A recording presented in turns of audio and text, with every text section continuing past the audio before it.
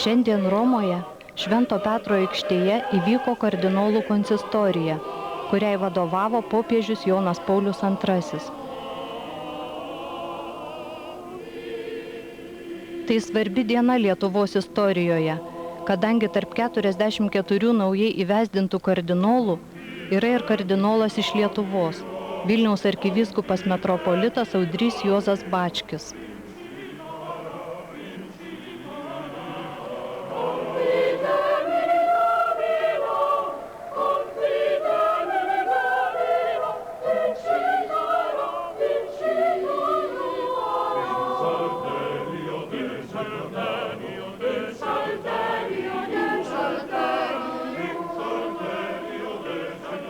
Nuo 1978 metų tai buvo jau 8 kartas, kai popiežius papildė kardinolų kolegiją ir šį kartą įvesdintųjų skaičius buvo didžiausias. Lygiai prieš mėnesį Jonas Paulius paskelbė 37 naujus kardinolus, o po savaitės netikėtai paskyrė dar 5 ir atskleidė vardus 2 kitų kardinolų, kuriuos jis buvo paskyręs slapta. Kardinolai yra aukščiausio rango katalikų bažnyčios hierarchai po popiežiaus. Jie yra jo artimiausi patarėjai ir nuo 11 amžiaus, kuomet nusistovėjo kardinolų kolegijos taisyklės, jie vieninteliai turi teisę rinkti popiežiaus įpėdinį. Šios dienos iškilmės šventasis tėvas pradėjo išvardinęs ir pasveikinęs paskirtuosius kardinolus iš 27 skirtingų valstybių. 10 000 žmonių iš viso pasaulio, tarp jų ir 200 maldininkų iš Lietuvos, atvyko dalyvauti konsistorijoje, per kurią popiežius įvesdino į kardinolų kolegiją rekordinį naujų narių skaičių. Theodorum Edgardum Macaric, archiepiscopum metropolitam Washingtoniense. Desmondum Connell, archiepiscopum metropolitam Dublinense. Audris Josephum Bačkis, archiepiscopum metropolitam Viniense. Gerardum Maiella Agnello, archiepiscopum metropolitam Sancti Salvatoris in Brasilia. Petrum Rubiano Sáenz, archiepiscopum metropolitam Bogotense. Naujųjų kardinolų vardu popiežių pasveikino Vatikano vyskupų kongregacijos vadovas kardinolas Giovannis Battista Re. Mes esame iš skirtingos bažnytinės aplinkos, iš skirtingų kultūrų ir šalių. Kiekvienas mūsų turi skirtingą gyvenimo istoriją, bet visus mus įkvepia tas pats dėkingumas už šį jūsų šventenybės parodytą pasitikėjimo ženklą, sakė kardinolas Re. Naujieji kardinolai yra iš Europos, Lotynų Amerikos, Afrikos, Azijos, artimųjų rytų valstybių ir JAV. Tarp jų yra dvasininkų dirbusių Vatikano administracijoje. Vienas iš kardinolų, vietnamietis, savo šalyje 13 metų praleido kalėjime.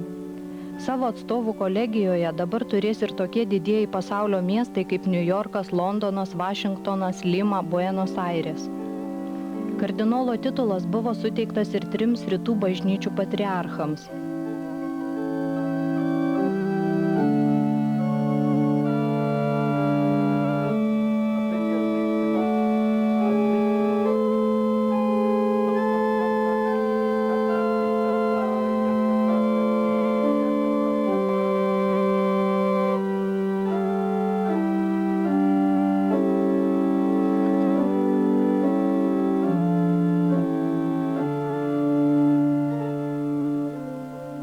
Po šventojo rašto skaitinių popiežius Jonas Paulius savo homilijoje ypač daug kalbėjo apie tarnystę. Kardinolo titulas jums yra kvietimas dar uoliau tarnauti, nes jūsų darbas yra tarnavimas, sakė šventasis tėvas. Chi vuole essere grande tra di voi si farà vostro servitore. Naujieji kardinolai visi kartu prisiekė klusnumą Romos vyskupui ir ištikimybę bažnyčiai net iki kankinio mirties. Po to kiekvienas jų buvo kviečiamas priimti iš Šventojo Tėvo kardinoliškas insignijas. Jonas Paulius kiekvienam kardinolui įteikė purpuros spalvos kepuraitę, primindamas, jog raudona spalva yra kardinoliško kilnumo ženklas, reiškiantis, kad jie privalo būti pasirengę netgi pralieti kraują, jeigu to reikės tikėjimui skleisti.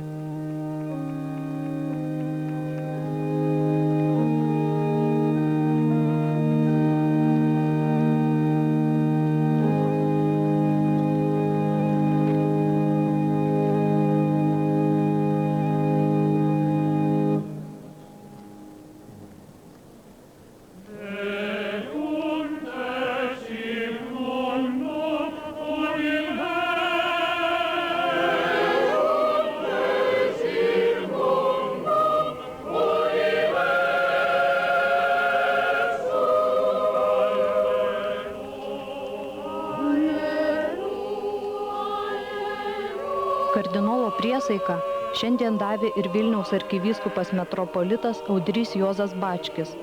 Jis yra antrasis naujųjų laikų bažnyčios istorijoje lietuvis kardinolas. 1988 metais į kardinolų kolegiją buvo priimtas pernai miręs jo eminencija Vincentas Latkevičius. Artimiausius 16 metų, kol peržengs 80 metų amžiaus ribą, kardinolas Bačkis turės teisę dalyvauti visuose katalikų bažnyčios valdymo reikaluose ir dalyvaus renkant aukščiausiąjį bažnyčios hierarchą popiežių.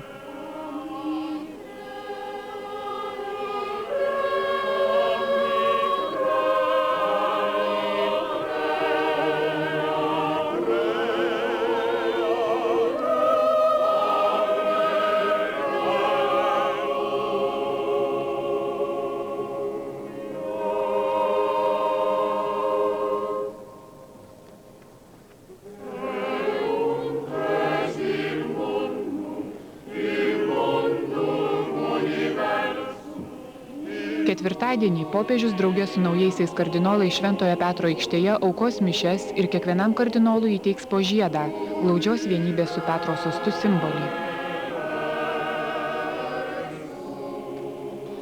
Penktadienį popiežiškoje lietuvių kolegijoje Romoje rengiamas priėmimas kardinolo Bačkio garbei.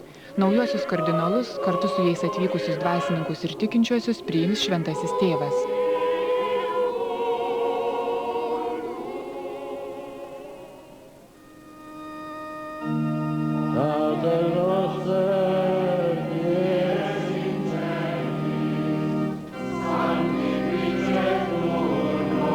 Kovo 4 dieną per Lietuvos globėjo Šventojo Kazimiero šventę įvyks kardinolo Audrio Juozo Bačkio ingresas Vilniuje.